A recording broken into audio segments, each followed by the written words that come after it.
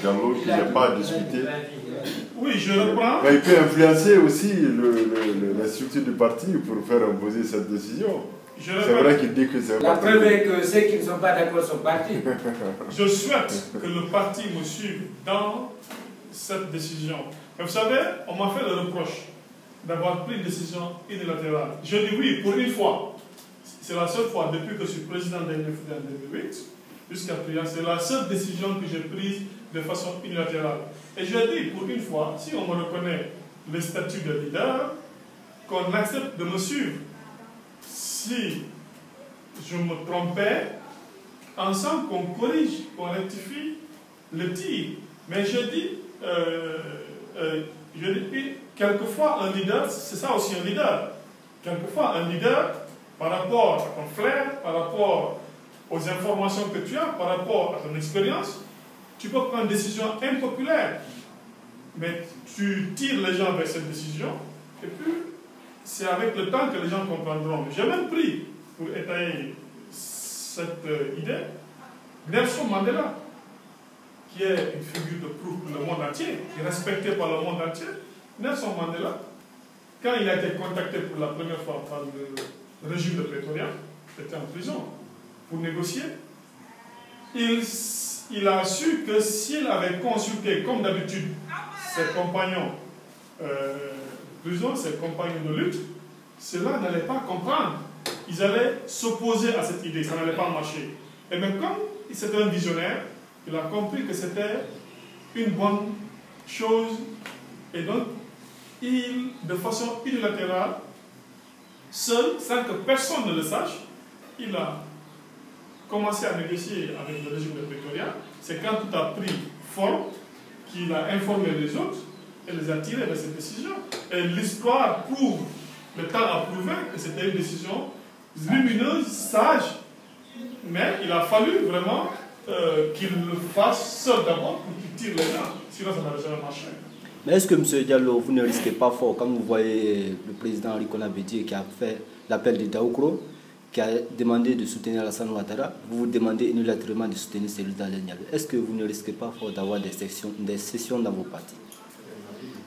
Bon, il y en a eu. Hein? Il y en a eu. Quelques-uns ont démissionné.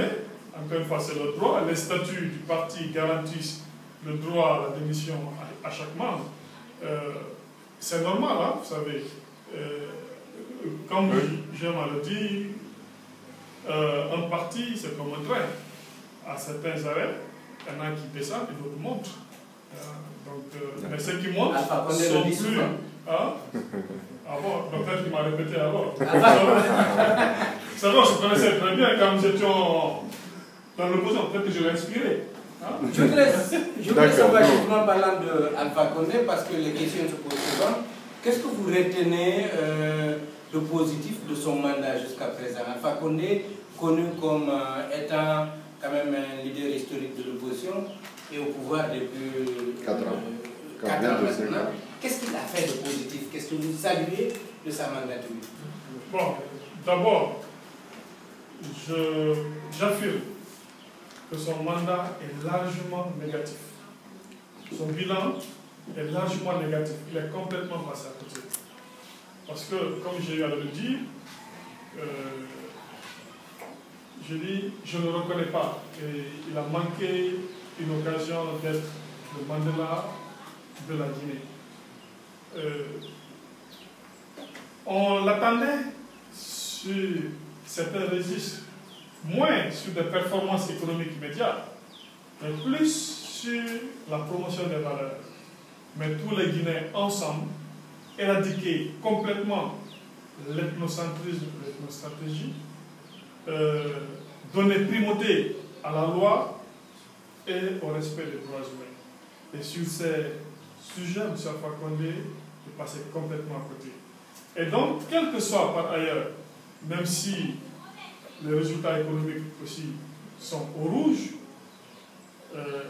au regard des chiffres même fournis par le gouvernement, avec la baisse du taux de croissance économique. Et donc, mais même si M. Alpha Condé fait des résultats économiques, même s'il construit des infrastructures énormes, Mais dès lors qu'il a raté sur les premiers sujets, je viens d'évoquer, pour moi, il a échoué. Bien sûr, je le reconnais quand même, il faut être honnête. Le projet Kaleta qui tend vers sa fin, je pense qu'il faut être honnête. Et ça, c'est son actif.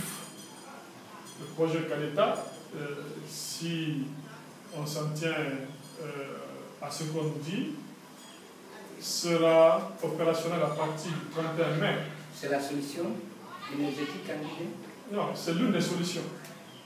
C'est l'une des solutions. Il y a d'autres projets. Titrer Mouktar Diallo applaudit le projet Kaleta? Écoutez, je ne peux pas vous dire ce que vous allez faire. Est-ce qu'en le faisant, j'aurais dit vrai? Est-ce qu'en l'écrivant, j'aurais dit vrai? Oui, mais à côté, avant d'écrire ça, il faut écrire dans la même phrase. Il faut mettre dans la même phrase. Il faut citer le contexte. Tout ce que j'ai dit, je dis que son résultat est largement, son bilan est largement négatif. Et qu'est-ce qu'il a de plus négatif? Qu'est-ce qu'il a